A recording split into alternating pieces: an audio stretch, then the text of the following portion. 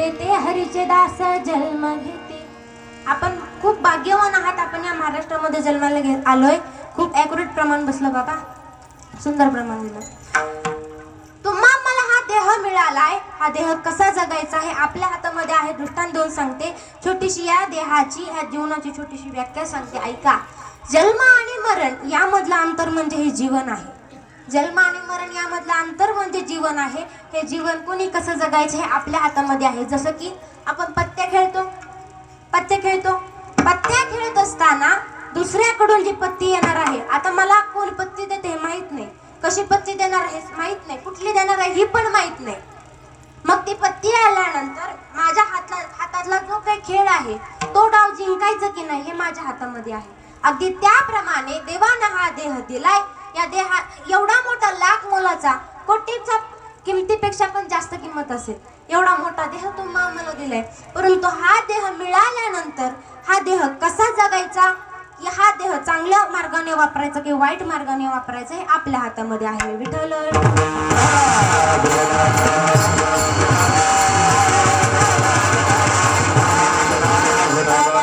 जगाच्या मालकाला 14 वर्षाचा वनवास मिळावा. कधी कुणाला कर्म चुकत नाही याचा दृष्टांत देऊन सांगते. जगाच्या मालकाला 14 वर्षाचा वनवास मिळाला. मंथरेनं कैकेयीला एवढं शिकवलं, रामाला वनवास आणि भरताला राजगादी. मंथरेने कैकेयीला एवढं शिकवलं, कैकेयीच्या सुद्धा डोक्यामध्ये तेवढंच पक्क बसलं, रामाला वनवास आणि भरताला राजगादी. कैकेयीनं काय केलं, एक दिवस कैकेयी दशरथ राजाकडे गेली. दशरथ राजाला म्हणू लागली, माझ्या भरताला राजगादी हवी आणि आणि त्या रामाला वनवास, 14 वर्षाचा वनवास. कारण कैकेयीला माहित होतं हा जो अयोध्येचा राजा आहे हा भले गुणवान, शीलवान, धैर्यवान जरी असला तरी तो पत्नीच्या प्रेमामध्ये अडकलेला आहे. पत्नीच्या प्रेमामध्ये तो अडकलेला आहे, त्याला माझं ऐकावं लागेल हे तिला माहित होतं. तिने काय केलं, त्यांच्या दशरथ राजापुढे मागणी मागितली की माझ्या भरताला राजगादी हवी आणि रामाला 14 वर्षाचा वनवास, तरच मी तर राहील असं म्हटली. तेव्हा दशरथ राजाला ते ऐकावं लागलं. कारण जर राजगादीवरती बसणारा जो राजा आहे ना, तो राजा 14 गोष्टींनी परिपूर्ण असावा. 5 ज्ञानेंद्रिय, 5 कर्मेंद्रिय, मन, बुद्धी, चिंता, अहंकार याच्यावरती त्याचा पुरेपूर ताबा असावा, तरच तो राजा बनण्याचा लायक आहे. दशरथ राजाला ते ऐकावं लागलं. दशरथ राजापुढे ते आठ मांडली. दशरथ राजाने होकार दिला, आपल्या काळजाचा तुकडा म्हणजे म्हातारपणी झालेला मुलगा जर असा वनवासाला लावायचा, ते 1 दिवस नाही, 2 दिवस नाही, 14 वर्ष म्हणजे किती जड अंतकरणाने पाठवावं लागेल. रामप्रभूंना कळालं की बाबा आपल्याला वनवास मिळालाय. ज्या दिवशी माझ्या रामप्रभूला राजगादी मिळणार होती ना, त्याच रात्री माझ्या रामप्रभूंना वनवास मिळाला. माझा राम राजगादी मिळणार होती म्हणून आनंदी नव्हता आणि वनवास मिळला म्हणून दुःखी नव्हता. हे जर रामाचं सूत्र जर आपल्या जीवनामध्ये आपण शिकलो तर आपल्याला जीवनामध्ये कुठल्याच गोष्टीची गरज नाही. देव जात दुःखी भरता, दोष ना कुणाचा, पराधीन आहे जगती पुत्र मानवाचा. पराधीन आहे जगती पुत्र मानवाचा, दोष ना कुणाचा. पराधीन आहे जगती पुत्र मानवाचा, दोष ना कुणाचा. पराधीन आहे जगती पुत्र मानवाचा, दोष ना कुणाचा. रामप्रभू सकाळ सकाळ पहाटे उठले आणि पहाटे उठून आपल्या आईकडे आले, कौशल्या मातेकडे आले आणि मातेला सांगू लागले, आई मला 14 वर्षाचा वनवास मिळालाय ग, मला आशीर्वाद दे, मला जावं लागेल. असं म्हटल्यानंतर रामप्रभू आईचं दर्शन घ्यायला खाली वाकले. तेव्हा ती काही कौशल्या माता म्हणू लागले, रामा अरे जाऊ नको रे रामा, तू गेल्यानंतर मी जगू शकत नाही. हे आईचं प्रेम आहे. आई म्हणते, रामा तू गेल्यानंतर मी जगू शकत नाही रामा, मी कोणाकडे पाहावं, कुणाला पाहून रडावं रामा, माझं दुःख मी कोणाला सांगावं, जाऊ नको रे राजा. त्या रामप्रभूंना वरती कौशल्या माता विनंती करते, रामा जाऊ नको. तेव्हा रामप्रभू कौशल्या मातेला सांगतात, माते मला जावं लागेल, जावं तर आईचं प्रेम आडवे येते आणि नाही जावं तर रघुकुल वंशाची रीत आडवी येते. प्राण गेले तरी चालतील पण रघुकुल वंशाची रीत ही मरेपर्यंत ती रीत पार पडली पाहिजे हे फक्त रामप्रभूंच्या डोक्यामध्ये होतं. रामप्रभू म्हणाले माई मला जाऊ दे ग, मला जावं लागेल असं म्हणून आईचं दर्शन घेतलं आणि आईचा निरोप घेतला, वडिलांचा निरोप घेतला, अयोध्येचा निरोप घेतला. रामप्रभू 14 वर्षे वनवासाला गेले. वनवासाला गेल्यानंतर कौशल्या माईनं केसाला कंगवा लावला नाही 14 वर्ष. का आरशामध्ये तोंड पाहिलं नाही, केसाला कंगवा सुद्धा लावला नाही, कपाळाला टिकली नाही. का तर माझा राम इथं नाही, वेळेच्या वेळेला अन्न नाही. का तर माझा राम इथं नाही. शृंगार करायचं राहून गेलं. का तर माझा राम इथे नाही. माझा राम असता तर मी आज आनंदी असते. कौशल्य माता आपल्या जीवाला खायचं माझं बाळ जर इथं असतं ना आज तर त्याने मला आनंद ठेवलं असतं. कौशल्या माता रडायची माझा राम कधी येणार, माझा राम कधी येणार. ही झाली आईची भावना, हे झालं आईचं. परंतु आपल्या लेकराच्या आठवणीमध्ये, आपल्या लेकराच्या प्रेमापोटी आपल्या लेकराची आठवण काढत 6व्या दिवशी जीव सोडणारा जगातील पहिला बाप तो म्हणजे दशरथ. राम राम राम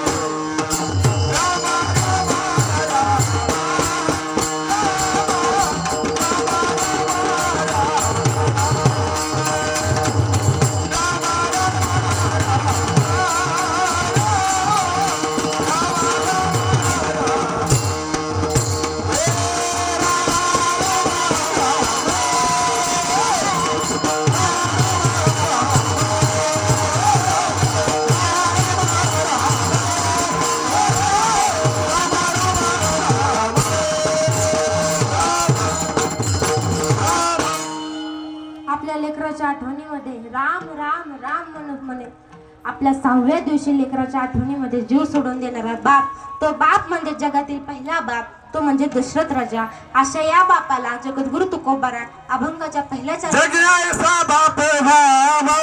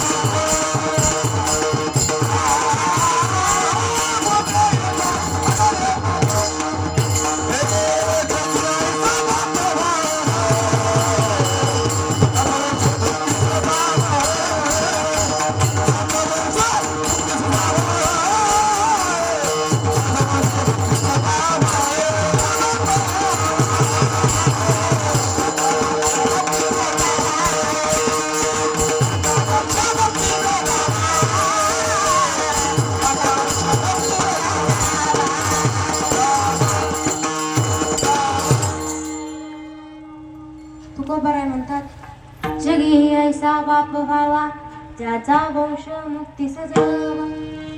जगद्गुरु तुकोबराय वर्णन करतात. जगद्गुरु तुकोबराय म्हणतात, या जगामध्ये असा बाप असायला हवा, त्याचा वंश मुक्तीस जावा. तुकोबराय म्हणतात, आहे तोपर्यंत आपण काय आई वडिलांची सेवा करत नाही. आत्ताची पिढी तर आई वडिलांची सेवा करायला तयार नाही, आई वडिलांची सेवा करत नाही. एकदा एका मुलाने काय केलं आपल्या आई वडिलांसाठी, एकदा त्या मुलाची बायको म्हटलं की, अहो तुमचे आई वडील खूप घाणसारखे राहतात, कुठं पण थुकतात, आता त्यांचं वय झाले, त्यांना चालायला येत नाही, कुठं पण बसतात, खूप घाणेरड्या प्रकारे राहतात ते माझ्या घरामध्ये नकोय, त्यांना कुठेतरी नेऊन ठेवा, नाही तर कुठेतरी नेऊन सोडा. एक तर मी घरात राहील, नाही तर तुमचे आई वडील घरात राहतील.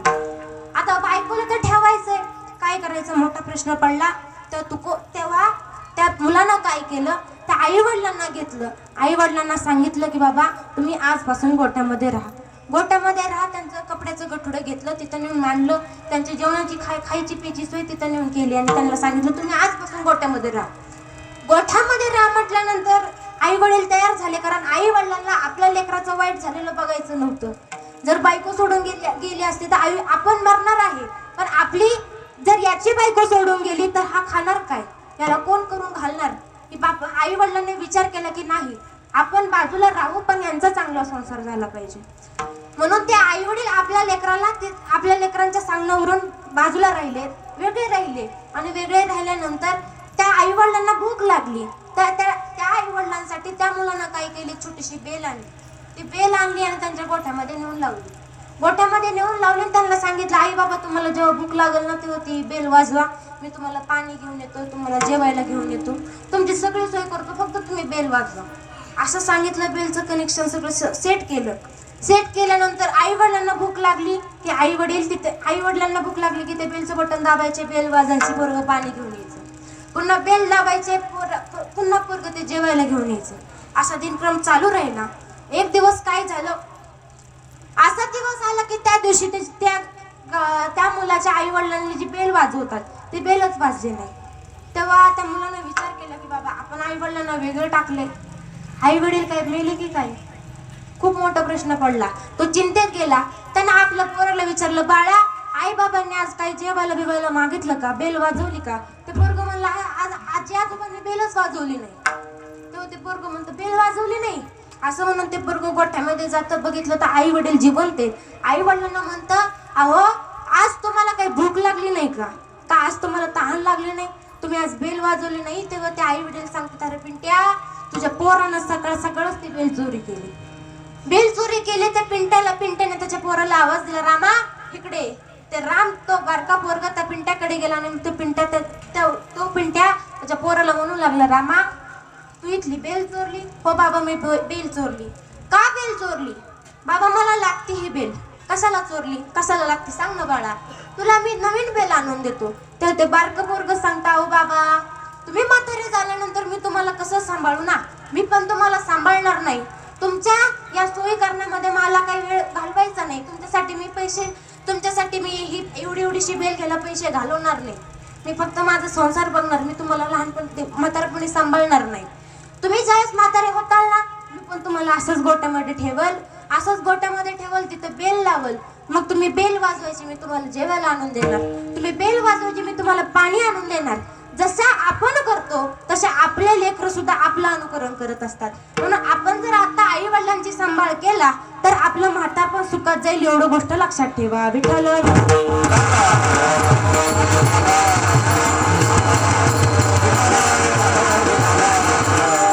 आत्ताची पिढी आई वडिलांना सांभाळत नाही. एका मुलाची आई या जगातनं मृत्यू पावली. त्याने विचार केला की बाबा आता पाहुणे मंडळी येतील, मला काही रडायला येत नाही, काय करू. पाहुणे मंडळी यायच्या आधी त्यानं काय केलं, किचन मध्ये गेला, कांदा कापला, तो कांदा डोळ्याला लावला आणि बाहेर आला. पाहुणे मंडळी आले, त्या आईच्या कडेने बसले आणि ते पोरगा त्या पाहुणे मंडळी समोर आक्रोश रडू लागलं, मोठ्याला रडू लागलं. तेव्हा तो आईचा आत्मा वरून त्या पोराला रडताना पाहतो. तेव्हा ती आई त्या लेकराला काय सांगते ऐका, मी तुझ्यासाठी जीवन जाळीले रे बाळा, तुनी नाही पाणी पाजले, मी तुझ्यासाठी जीवन जाळीले रे बाळा, तुनी नाही पाणी पाजले मेल्यावरती रडतो कशाला उगीच ताण नको देऊ घशाला नको देखावा दाऊ जगाला मोडला नाही कधी रुपया दुधाला मी तुला पाहून प्राण सोडिले रे बाळा तुनी नाही पाणी पाजले मी तुझ्यासाठी जीवन जाळले रे बाळा तुनी नाही पाणी पाजले अरे मी जोपर्यंत जिवंत होते ना मला साधं पाणी सुद्धा पाजलं नाही दुधासाठी माझे दात नव्हते तेव्हा तू माझ्यासाठी दुधाचा खर्च केला नाही बाळा आता तू का रडतोय तू रडू नको आहे तोपर्यंत आपण आईचा सांभाळ करत नाही ज्या आईनं आपल्याला लहानाचं मोठं केलं मोठे मोठे स्वप्न बघितले बाबा मी माझ्या पोराला असं बनवल तसं बनवल हे आईचे स्वप्न बघतोय ना आपण लहानपणी जर आईला सांभाळत नसेल ती म्हातारपणी जर आईला सांभाळत नसेल तर किती मोठी शोकांतिक आहे तोपर्यंत आपल्याला बापाची किंमत कळत नाही पण ज्यावेळेस बाप या जगातून जातो ना तेव्हा त्या बापाची किंमत कळते आपला बाप आपल्यासाठी काय असतो तेव्हा तेव्हा तोंडामध्ये येतं तेव्हा मनामध्ये वाटतं माझ्या डोळ्यातल आसू कुणी मायेनं पुसताना माझ्या डोळ्यातल आसू कुणी मायेनं पुसताना उरी हुंदका दाटतो या गोष्ट बापाची सांगताना हो त्याच्या फाटक्या सदर्याला किती ठिगळा जोडलेली उभ्या आयुष्याला त्यानं कातर लावलेली उभ्या आयुष्याला त्यानं कशी कातर लावलेली मला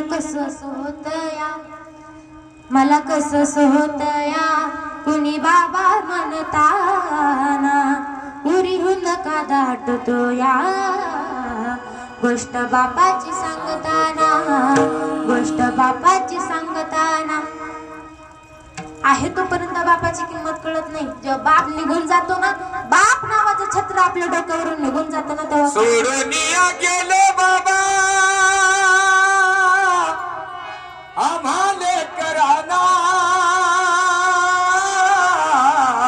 वा बाबा बाबा बाबा तनो में पुनारा बाबा बाबा बाबा तनो में पुनारा सोडून गेले बाबा आम्हाले कराना सोडून गेले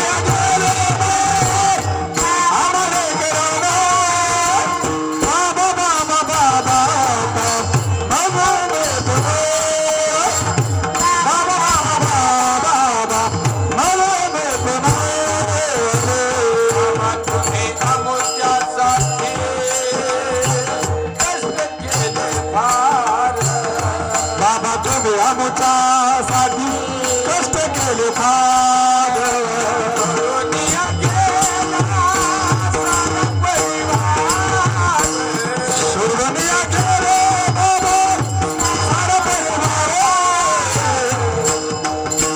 लेके सुनारडत होत्या बसल्या कोपऱ्यात लेके सुनारडत होत्या बसल्या कोपऱ्यात लेके सुनारडत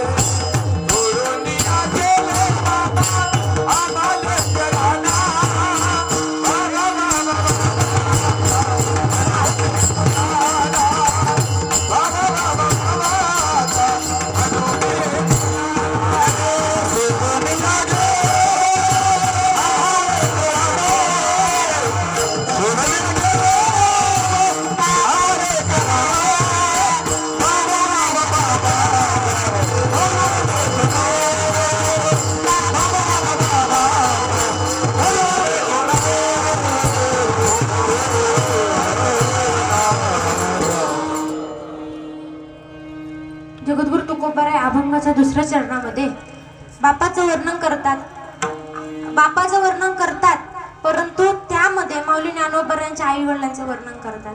ज्यावेळी आमच्या माऊली ज्ञानोबरांच्या आई वडिलांनी एक दिवस विचार केला की बाबा, माऊली ज्ञानोबरा त्यांचे भावंड ते लहान होते, विचार केला की बाबा आता काय करू, माझी लेकरं या समाजासमोर यावी, समाजामध्ये यावी, या समाजाने त्यांना स्वीकार करावा, त्यांना मोठं काहीतरी बनावं. की कोणाची अपेक्षा? विठ्ठलपंतांनी रुक्मिणी मातेला म्हणावं, अगं आपली लेकरं या समाजामध्ये यावी, या समाजाने यांना स्वीकारावं, यासाठी काय करायचं? तेव्हा रुक्मिणी माता म्हणते, आपण आपल्या लेकरांसाठी काहीतरी केलं पाहिजे.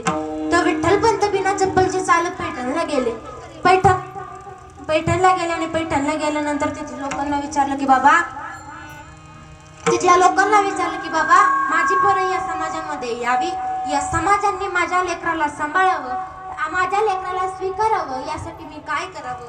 तर तिथे लोकांनी सांगितलं, जर तुला वाटते ना तुझी लेकरं समाजामध्ये यावी तर तिथे देहांत प्रायश्चित्त कर.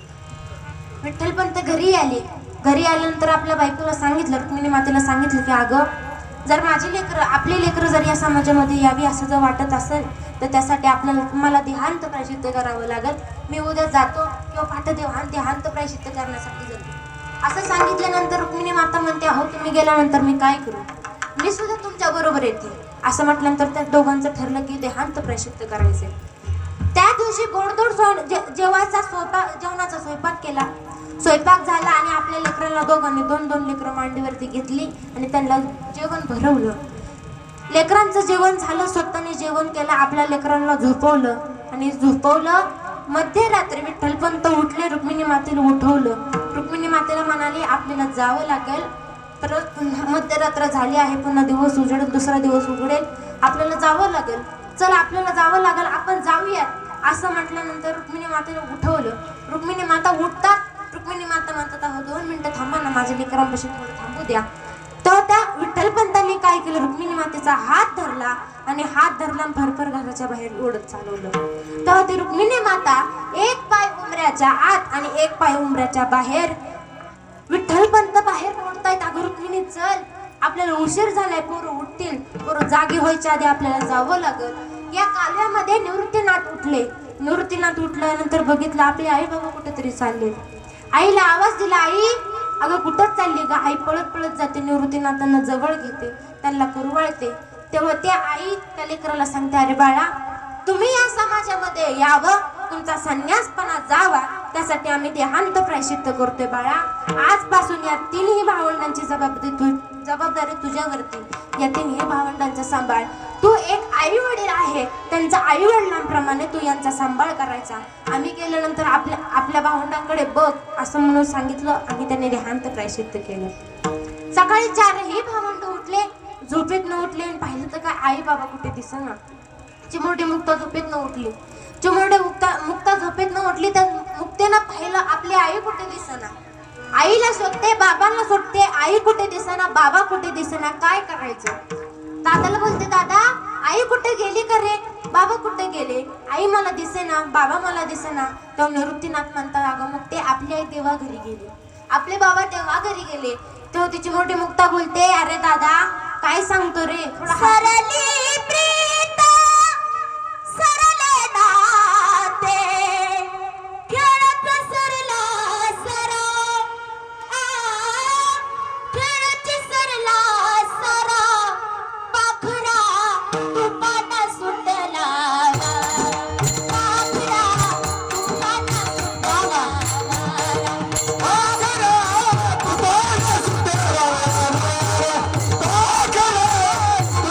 सुटे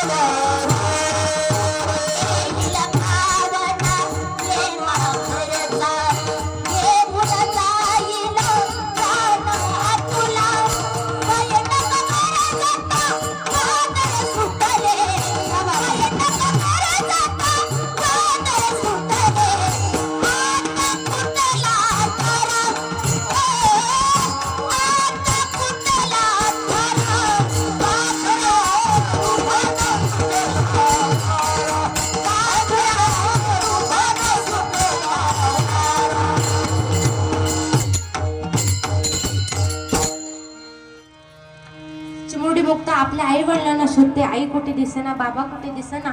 निवृत्तीनाथ म्हणतात आई देवा घरी गेले, बाबा देवा घरी गेले. तेव्हा ती चिमुरडी मुक्ता बोलते, अरे दादा असं काय तोंड करून सांगतोय?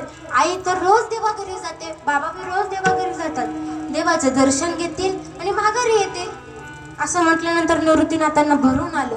निवृत्तीनाथांनी आपल्या त्या चिमुरडी मुक्ताईसमोर आपले अश्रू लपवले. तिच्यासमोर कसं रडायचं? निवृत्तीनाथांनी अश्रू रोखले. आता चिमुरडी मुक्ता शोधते, माझी आई कुठे? 1 तास झाला, 1.5 तास झाला, आई कुठे दिसेना, बाबा कुठे दिसेना, काय करावं? निवृत्ती दादाला विचारते, दादा अरे माझी आई कुठे रे दादा? ज्ञानेश्वर दादांना विचारताय, दादा माझे बाबा कुठेत रे? सगळ्यांना विचारू लागली, भावंडांना विचारू लागली, माझी आई कुठे, बाबा कुठे? कुणी सांगायला तयार नाही. तेव्हा निवृत्तीनाथानं त्या मुक्ताईची अवस्था बघितली. मुक्ताला जवळ घेतलं आणि त्या मुक्तीला म्हणावं, अगं मुक्ते, मुक्ता रडू नको ग बाई, मुक्ते रडू नको ग बाई, जीव माझा व्याकुळ होय. वा मुक्ते, अगं माझ्या मांडीवरती घेत. निवृत्तीनाथांनी मांडीवरती घेतलं. अगं मुक्ते, ते पिंपळाचं झाड दिसते. हो दादा मला झाड दिसते रे. का रे? माझ्या आई वडील कुठे? सांग. पिंपळाचं झाडाचं काही घेणं देणं नाही. तेव्हा त्याच्या मोठ्या मुक्ताला त्या निवृत्तीनाथ सांगतात, अगं मुक्ते ते पिंपळाचं झाड दिसतंय का? त्या झाडावरती एक घरटं आहे, त्या घरट्यामध्ये पिल्लं आहेत. त्या पिल्लांचे आई वडील म्हणजे त्या चिमणा चिमणीला एक रात्री एक मोठी घार आली आणि घेऊन गेली ग. तसं आपल्या आई वडिलांना रात्री एक मोठी घार आली आणि घेऊन गेली ग. कशाला गेलीस आई तू स्वर्गाला?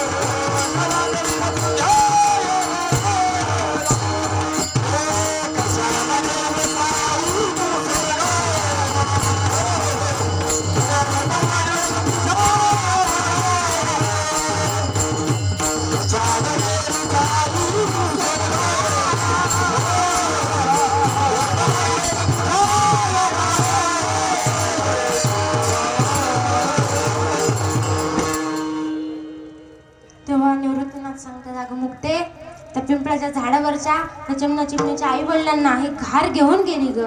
आपले आई वडील मेले, आजपासून आपले आई वडील आपल्याला दिसणार नाही. तेव्हा त्या चिमुरड्या मुक्तानं म्हणावं, दादा आपली आई गेली का रे? अरे दादा आपली आई गेली, मग आजपासून तुला आई कसली? आपले बाबा गेले. अरे दादा आपले बाबा गेले, आजपासून तुला बाबा कसले?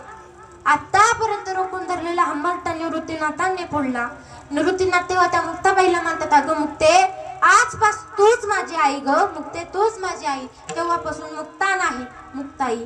तेव्हापासून आद्यत्रय जननी, ब्रह्मजित कला, जगत जननी अशा वेगवेगळ्या पदव्यांनी मुक्ताबाईंना गौरवित करण्यात आला आहे. मुक्ताबाई नमो गुण पावनी आद्यत्रय जननी देवाची. थोडं धावत सांगते. माऊली ज्ञानोबा समाधी सोहळा. माऊली ज्ञानोबा यांच्या आई वडिलांनी देहांत प्रायश्चित्त केलं. याची जाणीव डोक्यामध्ये ठेवून माऊली ज्ञानोबा यांनी या जगासाठी काहीतरी करायचंय म्हणून माऊली ज्ञानोबा यांनी या जगासाठी पवित्र असा ग्रंथ लिहिला, तो म्हणजे ज्ञानेश्वरी. आपल्यासाठी सर्वात सुंदर पाठ दिला तो म्हणजे हरिपाठ. स्वतःसाठी मागितली जाते तिला भीक म्हणतात. कुटुंबासाठी मागितली जाते त्याला भिक्षा म्हणतात, गावासाठी मागितलं जातं त्याला दान म्हणतात, आणि विश्वासाठी मागितलं जातं त्याला पसायदान म्हणतात. ते आमच्या माऊली ज्ञानोबारांनी तुम्हाला आम्हाला दिलं. आम्हाला एक दिवस सुद्धा ते पसायदान म्हणायला वेळ भेटत नाही. आम्ही कधी म्हणतो 10वीला गेलो, आता विश्वात्मके नाही. एवढा मोठा पसायदान दिलंय विश्वाच्या माऊलीनं. त्या पसायदान लिहिण्यासाठी किती कष्ट घ्यावं. माऊली ज्ञानोबारांना जर जेवणाचा विचार केला तर माऊली ज्ञानोबारांना एका टायमाचं भिक्षेचं पीठ सुद्धा मिळत नव्हतं. एका टायमाचं सुद्धा. भिक्षा मागायला गेलं की माणसं त्यांच्या समोर दरवाजे लावून घ्यायचे. काही काही तर लोक शेणाचे चिखलाचे गोळे अंगावरती फेकायचे. का? संन्याशाची कार्टीत यांना जर पीठ वाढलं तर आपलं घर वाटेल, आपले हात वाटेल, आपलं अंग वाटेल. त्यामुळे यांच्या जवळ काही जायचं नाही, यांना शिवायचं नाही. जर कोणी भिक्षा दिलीच, लपून छपून जर कोणी भिक्षा दिली तर ते भिक्षेचं पीठ लोकांनी पाहावं, बाबा ह्याला भिक्षेचं पीठ दिले. लगेच त्यांनी ते झोळी ओढावी, जमिनीमध्ये ते पीठ टाकावं. जमिनीवरती पीठ टाकल्यानंतर ती माती मिश्रित करावी आणि ते माती मिश्रित पीठ त्या झोळीमध्ये भरून द्यावं. हे आत्ताच आहे. ते माऊली ज्ञानोबारांनी बघितलं आपल्याला लोक आशे करतायत. माऊली ज्ञानोबारांना एक वेळचं जेवण मिळत नव्हतं, तर ही माऊली ज्ञानोबारांनी आपला आत्मविश्वास सोडला नाही की बाबा आपल्याला या जगासाठी काहीतरी करायचं. आई वाचनी पोरे वेगळी नाते तुटले फार आईचा मावळला आधार. आईचा मावळला आधार. आईचा मावळला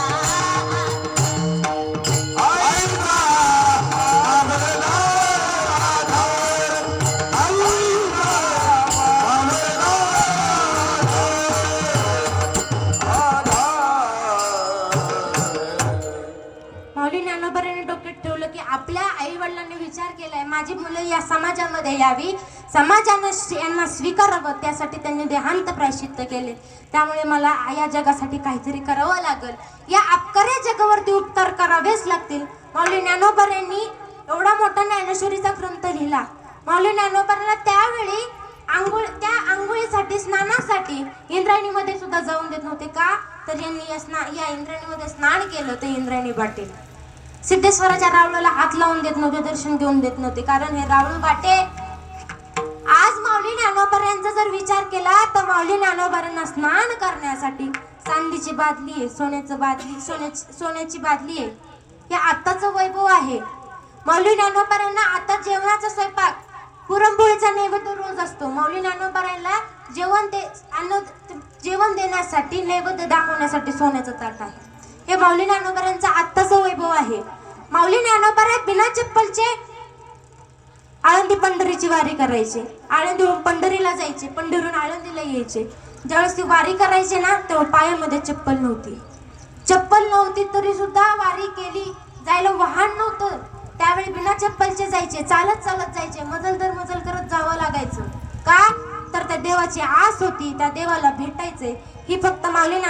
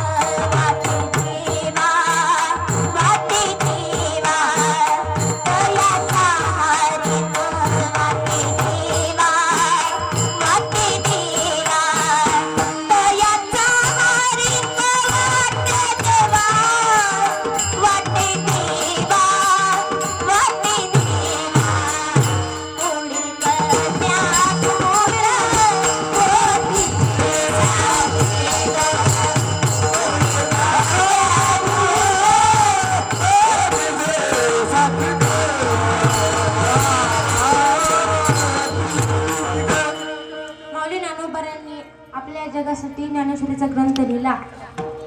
एकादशीचं भजन झालं, द्वादशीचं पारणं फिटल्याने त्रयोदशीला माऊली ज्ञानोबारांनी विचार केला आज आपण समाधी घेऊ. धावत धावत सांगते आपल्याला वेळ कमी आहे. भजनी मंडळींना माझी विनंती आहे, तुम्ही प्रमाणे देऊ नका, आपल्याला वेळ पुरणार नाही.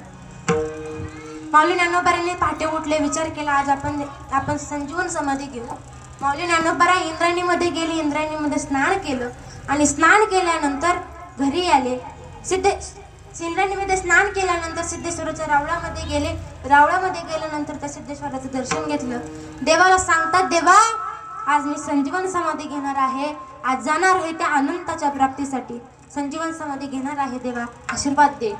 आणि दर्शन घेतलं आणि जाऊ लागले. तेवढ्या देवाच्या मस्तकावरनं पारिजातकाचं फुल माऊली ज्ञानोबारांच्या डोक्यावरती पडावं, देवानं कौल दिला. माऊली ज्ञानोबारांनी ते फुल आपल्या घरी घेऊन आले. घरी घेऊन आल्यानंतर आपल्या निवृत्तीदादाला सांगावं, दादा आज मी संजीवन समाधी घेणार आहे, संजीवन समाधी घेणार आहे.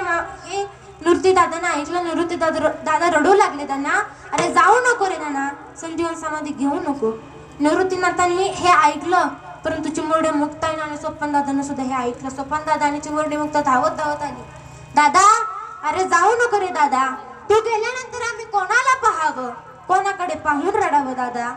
आई वडील गेल्यानंतर जेवढं दुःख झालं नाही ना, तेवढं आता तू चाललायस म्हणून दुःख होतंय नाना, जाऊ नको रे राजा. दादा जाऊ नको. तीन हे भावंड विनंती करतात, दादा जाऊ नको. तेव्हा मला ज्ञानोबाराय म्हणतात, अगं मुक्ते, या अपकारा जगावरती उपकार करणं हे आपलं काम आहे. मला संजीवन समाधी घ्यायची आहे मुक्ते, मला जावं लागेल. आजपासून तुमच्या दोघांची जबाबदारी गुरुदादा तुझ्याकडे. आजपासून माझ्या मुक्ताला आणि निवृत्तीनाथांना सांभाळ. ती मुक्ताला आणि सोपानदादाला सांभाळ. निवृत्तीनाथाला सांगू लागली. तर निवृत्तीनाथ त्या नानाला म्हणतात, नाना आई वडील गेल्यानंतर तुम्हा भावंडांची जबाबदारी माझ्यावरती आली, तुम्हा भावंडांची जबाबदारी माझ्यावरती आली. आणि तुमची ही जबाबदारी पार पाडत असताना, आई वडील म्हणून तुमची जबाबदारी पार करत असताना माझ्याकडून काही चुकलं असेल ना नाना, उदारांत करणारा मला माफ कर. तो ते माऊली ज्ञानोबाराय म्हणतात, अरे दादा तू माझा गुरु आणि मी तुझा शिष्य, शिष्यत्वाचं नातं पार पडत असताना जर माझ्याकडून काही चुकलं असेल ना दादा, नाना तूच मला माफ कर, असं म्हणून निघाले. आता काय संजीवन समाधी घ्यायची आहे. माऊली ज्ञानोबाराय समाधी घेणार हे फक्त आणि फक्त त्यांच्या कुटुंबाला नाही, फक्त आळंदीला नाही, तर संपूर्ण महाराष्ट्राला कळलं की माऊली ज्ञानोबाराय समाधी घेत आहे. आळंदीहून पंढरपूरकडे जाणाऱ्या दिंड्या, प्रत्येक गावातून पंढरपूरला जाणाऱ्या दिंड्या आळंदीकडे फिरल्या का, आज माऊली ज्ञानोबाराय संजीवन समाधी घेणार आहे. माऊली ज्ञानोबारायांकडे अख्खा महाराष्ट्रातून दिंड्या आल्या. सगळे विनंती करतात, अरे ज्ञाना जाऊ नको रे राजा, ज्ञाना तू जाऊ नको. तेव्हा माऊली ज्ञानोबाराय म्हणतात, मला जावं लागेल.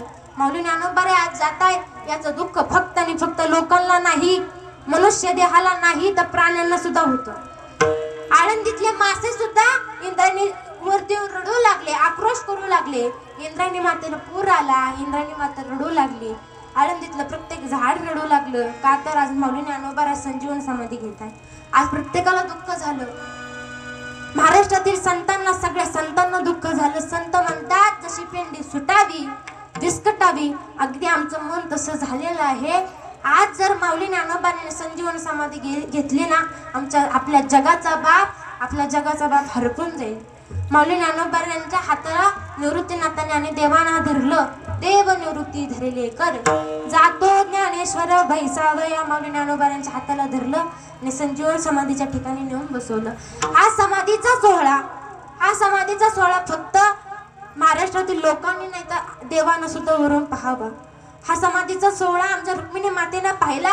रुक्मिणी माता संध्याकाळी पंढरीश परमात्म्याला म्हणते, अहो माऊली ज्ञानोबारांनी एवढ्या कमी वयामध्ये ज्ञानेश्वरी सारखा पवित्र असा ग्रंथ लिहिला, हरिपाठ दिला, पसायदान लिहिलं. माऊली ज्ञानोबाराय किती धन्य आहेत, किती पुण्यवान आहेत. एवढ्या लहान वयामध्ये त्यांनी समाधी घेतली का, तर या जगासाठी, या महाराष्ट्रासाठी, या जगासाठी आपण काहीतरी करावं म्हणून त्यांनी समाधी घेतली.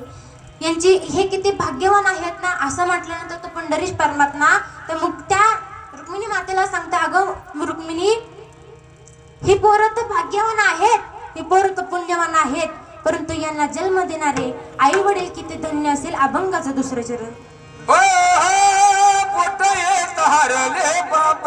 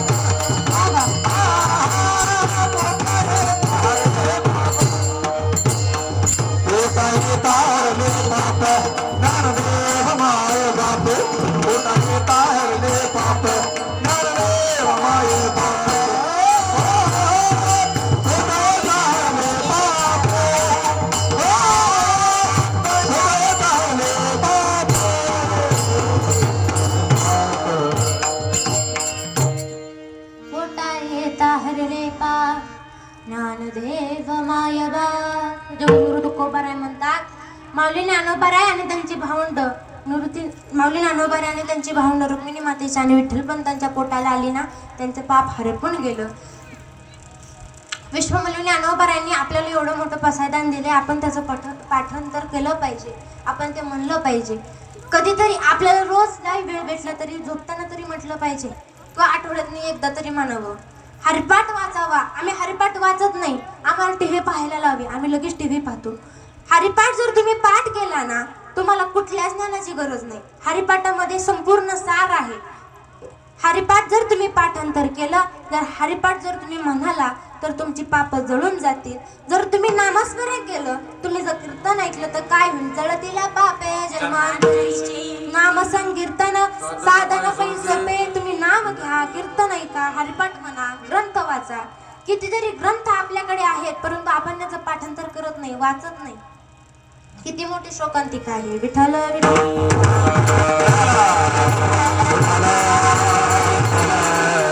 एकदा सर्वांनी हात वरती करा, आपण देवाचं भजन करू.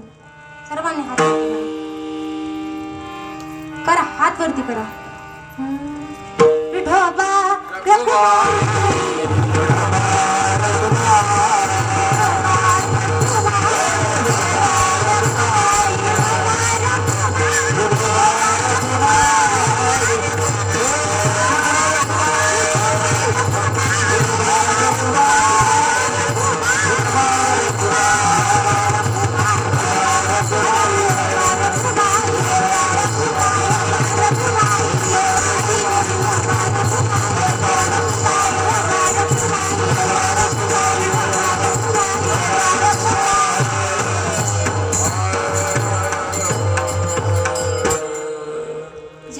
असताना आपल्या जगातील व्यक्ती आयुष्यामध्ये प्रत्येक जेवढे व्यक्ती आपल्याकडे येणार आहेत, जेवढी नाती आपल्यापर्यंत येणार आहे ना, त्या नात्यांमध्ये प्रेम नाही बरं का, नात्यामध्ये गोडवा नाही. कारण जेवढे आई वडील आपला सांभाळ करतात, आपल्यावरती प्रेम करतात, जगातील कोणत्याच व्यक्तीचं तेवढं आपल्यावरती प्रेम असू शकत नाही. कारण आपले आई वडील आपल्याला लहानाचं मोठं करतात. जगातील प्रत्येक प्रेम बदलेल, पण आई वडिलांचं प्रेम काही बदलणार नाही. हा जिवंत दृष्टांत आहे, मी तुम्हाला तुमच्या समोर मांडते, ऐका. शिवचरित्रातला दृष्टांत आहे. शिवाजी महाराज जेव्हा आग्र्याला पेटीमध्ये जखडून पडले होते, अडकले होते, काय करायचं, बाहेर कसं निघायचं, आपल्याला बाहेर निघायचं आहे. म्हणून छत्रपती शिवाजी महाराज विचार करू लागले, बाहेर कसं पडायचं. तर छत्रपती शिवाजी महाराजांनी विचार केला, आता मी काय करू असं म्हटल्यानंतर मिठाईच्या पेटीद्वारे बाहेर निसटून आले. राजे बाहेर निसटून आले, परंतु राजांना आनंद नव्हता की आपण बाहेर निसटून आलो. राजांना दुःख वाटत होतं, कारण राजांचा अर्धा श्वास हा औरंगजेबाच्या ताब्यामध्ये होता. औरंगजेबाच्या ताब्यामध्ये होता कोण? शंभू राजा. शिवाजी महाराज हे निसटून गेले याचं दुःख औरंगजेबाला नव्हतं, पण औरंगजेबाला एका गोष्टीचं दुःख होतं, कारण शिवाजीचा पुत्र संभा आपल्यापाशी आहे, शंभू राजा आपल्यापाशी आहे, याचं सर्वात दुःख औरंगजेबाला होतं. औरंगजेबाला माहित होतं शिवा शेर आहे तर त्याचा पोरगा सव्वा शेर आहे. छत्रपती शिवाजी महाराज सूर्य होते, परंतु शंभू राजा दगदगता लावारस होते. चैत्र महिन्यातला तो दगदगता सूर्य होते. छत्रपती शंभू राजे ज्यावेळेस औरंगजेबाच्या तावडीत होते, तेव्हा शिवाजी राजे विचार करायचे, आता मी काय करावं, त्याला कसं सोडून आणावं, माझ्या शंभूला कसं सोडून आणावं. ही बापाच्या मनातला आकंत आहे, हा बापाच्या मनातला विचार आहे. फक्त शंभू राजांचे वडील छत्रपती शिवाजी महाराज नव्हते. शंभू राजाचा बाप फक्त छत्रपती शिवाजी महाराज नव्हते, आपला सर्वांचा बाप म्हणजे छत्रपती शिवाजी महाराज होते. छत्रपती शिवाजी महाराज सर्वांचे बाप झाले, म्हणून आपण म्हणतो, माझी जाऊची पुण्याई कशी आली या फळाला, माझी जाऊची पुण्याई कशी आली या फळाला. हो बापाचा बाप राजा शुभाचा, हो बापाचा बाप राजा शुभाचा.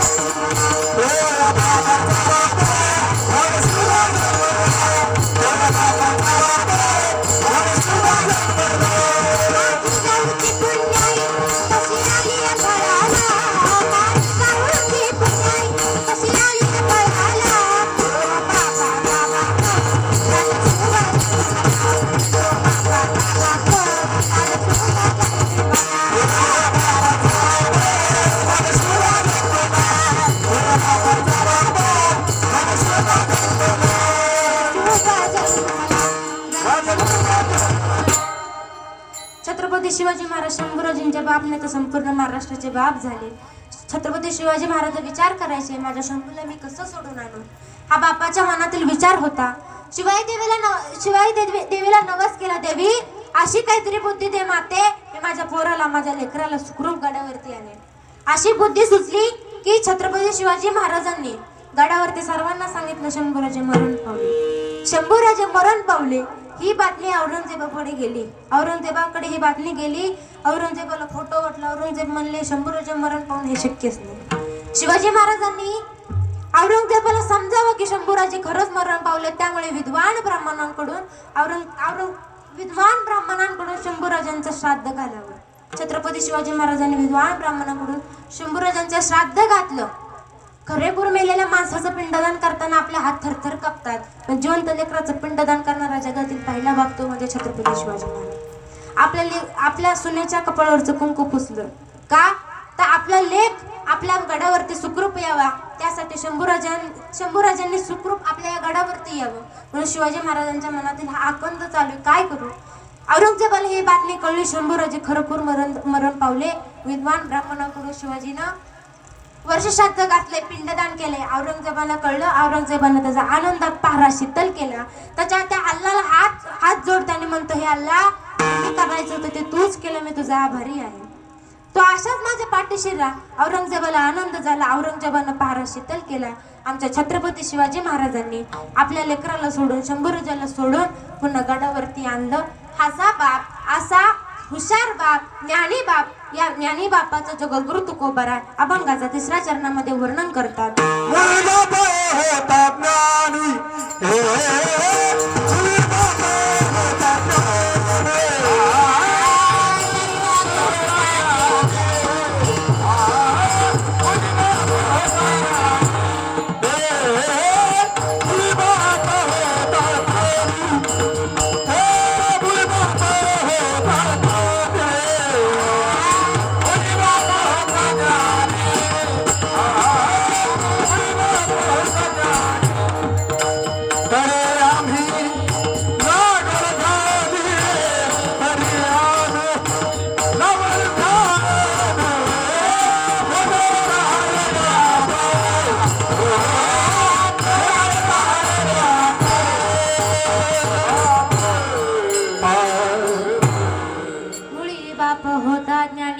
तरी आम्ही लागलो निधानी पोटा एका हरले पाप, ज्ञानदेव माया बाप.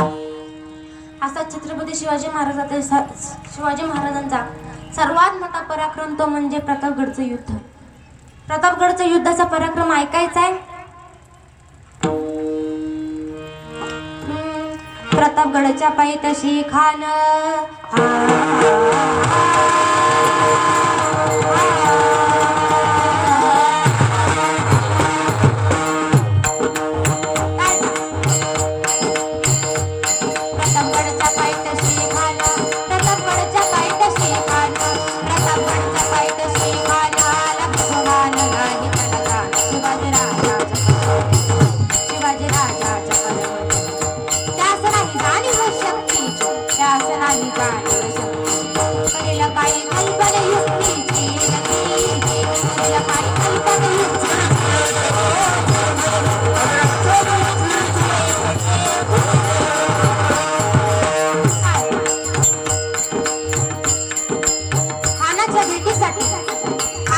भेटीसाठी महाराजांनी शानदार शामियाना उभारला होता. भेटीसाठी छान उभारलेला दक्षिणाला शामी व्हायला, दक्षिणाला शामी व्हायला आणि अशा या शामियानावर हा लढवला तडुलत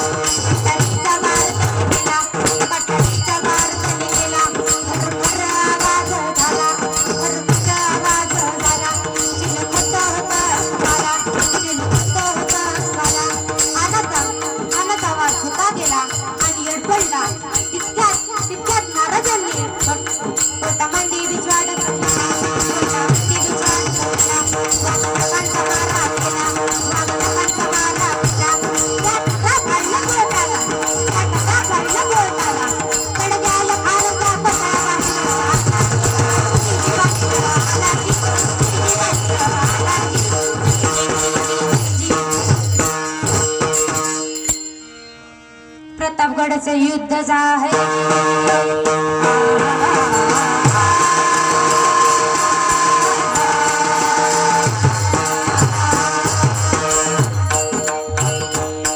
प्रतापगडचे युद्ध जाहले प्रतापगडचे युद्ध जाहले प्रतापगडचे युद्ध जाहले रक्त सांडले कापसले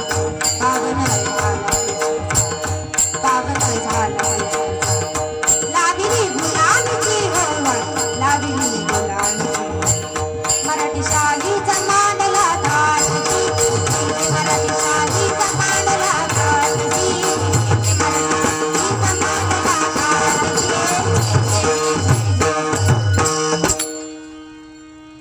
छत्रपती शिवाजी महाराजांच्या आयुष्यातील सर्वात मोठा पराक्रम म्हणजे तो म्हणजे प्रतापगडचं युद्ध. छत्रपती शिवाजी महाराजांनी आपल्या आई वडिलांचा सांभाळ केला. जिजाऊ मातेच्या प्रशिक्षणाखाली छत्रपती शिवाजी महाराज एवढे घडले की छत्रपती शिवाजी महाराजांना हरवण्यासाठी या जगामध्ये कोणीही सुद्धा एवढं पराक्रमी नव्हतं. आपला वेळ झालेला आहे. जगद्गुरु तुकोबारे अभंगाच्या शेवटच्या चरणामध्ये म्हणतात जगद्गुरु तुकोबारे अभंगाच्या शेवटच्या चरणामध्ये म्हणतात तुका म्हणे मी पोटीचे बाळ माझी पूर्वा भ्रमीचे आळ. तुकोबारे म्हणतात मी तुमचं छोटंसं बाळ आहे. माझी तुम्ही आळ म्हणजे आस माझी इच्छा पूर्व माझी पूर्वा भ्रमीचे आळ पोटा येता हरले पाप ज्ञानदेव माय बाप. या अभंगावरती बोलत असताना जर काही चूक झाली असेल तर हे माझे वाणीचा दोष समजून आणि जे काही बरोबर आले असेल हे तुमच्या समजून माझी कीर्तनरूपी सेवा या आजोबांच्या चरणी समर्पित करते. त्यापूर्वी या कीर्तनरूपी सेवेसाठी उपस्थित दिग्गज कलाकार मंडळी मगाशी त्यांचं काही नाव घेता आलं नाही. मला फक्त 5 मिनिट द्या. 5 मिनिटांमध्ये आपण कीर्तनरूपी सेवेला पूर्णविराम देऊ. कीर्तनरूपी सेवेसाठी उपस्थित दिग्गज कलाकार मंडळी टाळकरी माळकरी पेटी मास्तर सेवेसाठी उपस्थित गायनाचार्य गायन सम्राट. बाबा तुमचं नाव काय? शहाजी महाराज येथे उपस्थित आहे. बाबा तुमचं? हजारे महाराज इथे उपस्थित आहेत. ताई तुमचं नाव काय? लता ताई इथे उपस्थित आहेत. बाबा तुमचं नाव काय? दिलीप बाबा इथे उपस्थित आहेत. तुमचं आडनाव सांगा. सुरेश महाराज इथे उपस्थित आहेत. बाबा तुमचं नाव काय? गोरख महाराज इथे उपस्थित आहेत. संपूर्ण भजनी मंडळ आमचे पेटीची साथ देण्यासाठी माझे आजोबा इथे उपस्थित आहेत. आमचे अण्णा सुद्धा इथे उपस्थित आहेत. मृदुंगाचार्य मृदुंग सम्राट त्यांनी उत्कृष्ट मृदुंगाची साथ दिली अशी आमचे दादा. तुमचं नाव काय? कृष्णा महाराज इथे उपस्थित आहेत. सुंदर कीर्तनाला मृदुंगाची साथ दिली. विणेकरी बाबा इथे उपस्थित आहेत. तुमच्या सर्व श्रोते सज्जनांच्या चरणी नतमस्तक होते. माझ्या आई वडिलांच्या चरणी नतमस्तक होते. आणि पुन्हा एकदा या अभंगावरती बोलत असताना माझ्याकडून काही चुकलं असेल हा माझा वाणीचा दोष समजून आणि जे काही बरोबर आले असेल हे तुमचे समजून माझी कीर्तनरूपी सेवा या बाबांच्या चरणी समर्पित करते. ज्ञानेश्वर